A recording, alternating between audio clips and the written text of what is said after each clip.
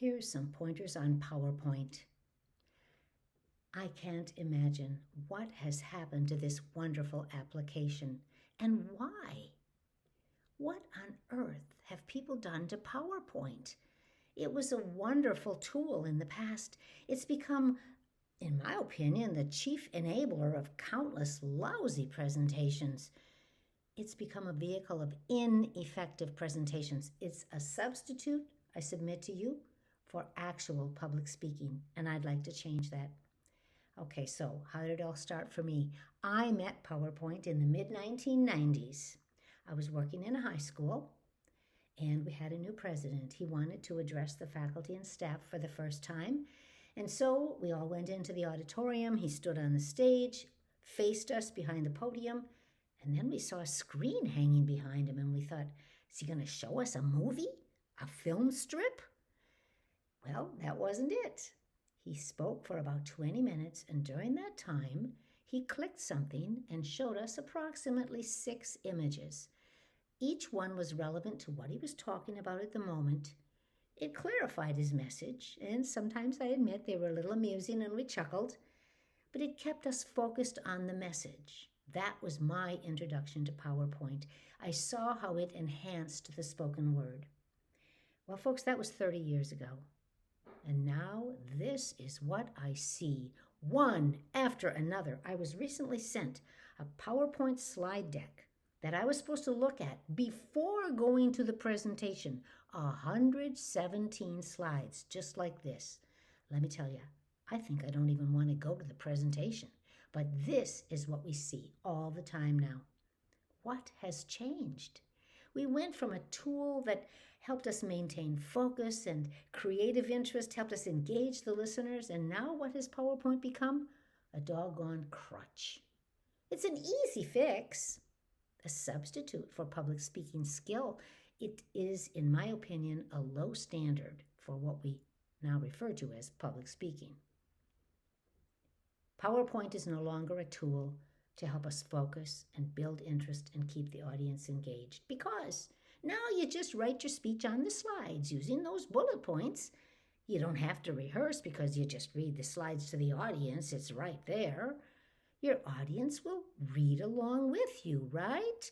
Unless they fall behind and you're saying something and they're reading something else. Or maybe they move ahead and you're saying something and they're reading something else, or maybe they just lose their minds. But it doesn't take any effort. All you need is a slide deck. It's all wrong. That's the worst way to prepare and present a speech. You can have slide deck savvy. That doesn't make you qualified and prepared to speak to an audience. It's a quick fix that seems to make any living, breathing human being think that he or she is prepared to give a good speech. That's not how it works. Okay, I admit, I was guided by a traditional approach. I earned my degree in public speaking long, long ago. And back then, we believed anyone can become a successful public speaker if they are invested in, first, knowing the subject. Second, carefully crafting a message for an audience, and then rehearse it. And then edit it and rethink it and rehearse it some more. And then time it and edit it some more and then rehearse it some more. You just don't get there by writing your speech in bullet points on PowerPoint slides. If you let this wonderful application replace your experience, your analysis, your emotion, your wordcraft, you forget to craft a message because you just write it out on those templates. You don't have to rehearse because there it is. You're just going to read it to them. You don't have to think about it. You don't have to edit because once you've typed it, it's all done, right? And the result is a stultifying slide reading by an unrehearsed, uninspired, and unengaging speaker. Let's learn to use PowerPoint correctly. You can fully engage your listeners and you can deliver an effective speech. It is possible, and using PowerPoint is absolutely wonderful. But but you got to do it right. So, lesson number 1, you have to accept that your speech is in you. It ain't in the slides. It comes through your mouth, from your mind and your heart, from your experience, from your analysis. That's your presentation. Your message. It's a message. It's not words you wrote on a screen. It starts within you. It doesn't start by typing on a PowerPoint slide. So lesson number 2, don't write it. A script offers only 2 options. You can memorize it and then hope to God you don't forget it. Or you can read it to them and watch their eyes glaze over. A speech is not an essay or a letter or an article. It's something you say. So this is my recommendation. First, I recommend that you jot your main points briefly. Just words, just phrases, just jot it down. And then just practice saying it aloud. Very rough, but we're just practicing. And then after you've practiced it once or twice, you flesh out those main points on paper. You're still using just words and short phrases, not writing out sentences. And then you give the speech again. It's going to be rough. It's okay. It's you all alone in your bedroom or your office. Then at that point, you're probably ready to actually create an outline. You know the beginning, the middle, and the end. You're still not writing out sentences, maybe occasionally if you want to quote somebody. And now you practice presenting it orally again, maybe a few times. You refine your outline and you rehearse some more. You refine your outline and you rehearse some more. You time it if it's going to have to fit in a certain time period. And now, at this point, you are finally ready to open PowerPoint. Lesson 3. PowerPoint will let you add images and keywords on the screen, not write your speech. You start with PowerPoint when you have a good sense of your presentation from start to finish. Now you create PowerPoint slides, a simple title slide, but engaging, probably with an image or some color. For each main point, key words, not sentences, just key words. You're going to talk about those key words. And if you have diagrams or graphs or other meaningful visuals, that is really helpful in PowerPoint.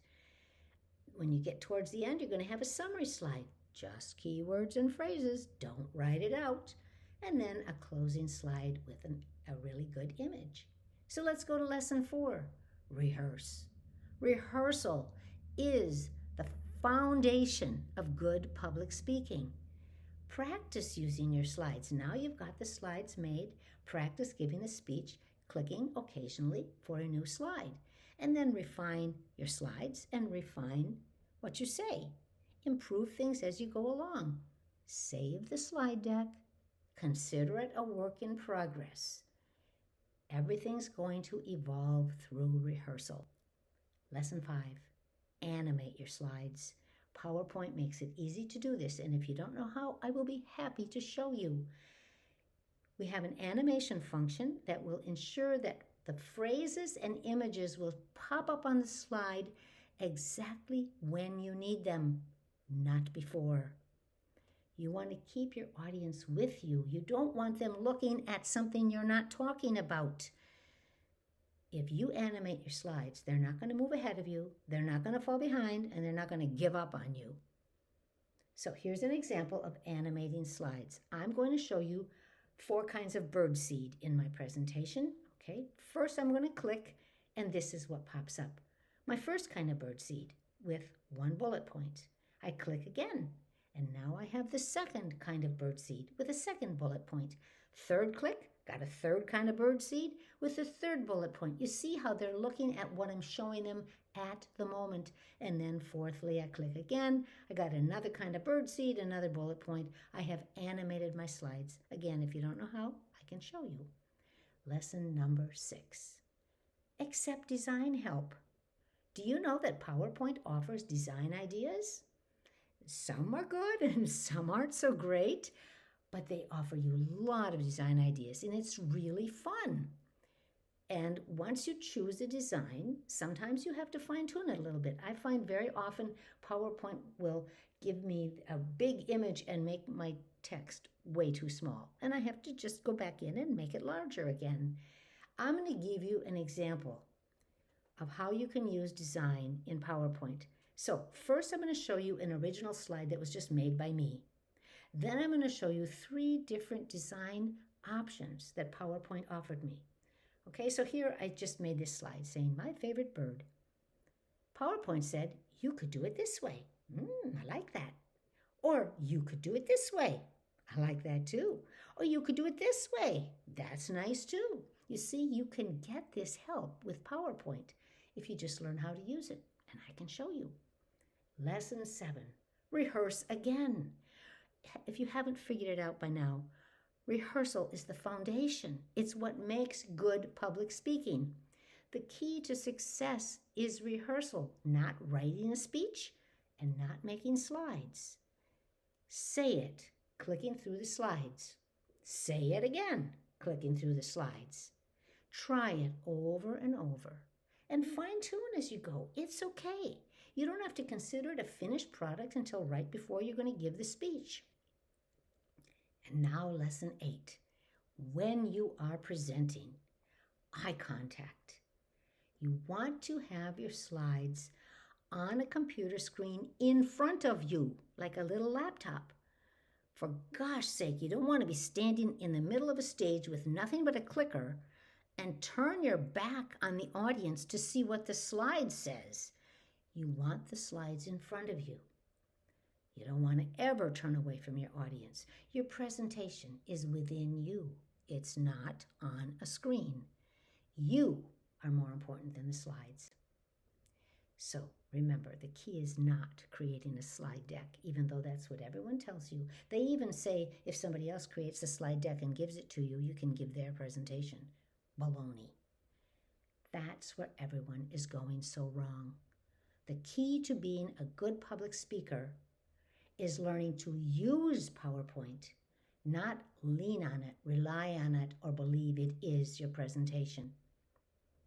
A good presentation is not about using PowerPoint or creating a slide deck. It's about using slides that support a well thought out, well-rehearsed speech. If you lean too heavily on the PowerPoint, you're never going to give a good presentation. Keywords on those slides, yes. Images on those slides, absolutely. But the speech comes from your mind, comes out through your mouth. I would beg you, choose to be a presenter, not a slide reader. You can learn to use PowerPoint effectively. You can become a great presenter.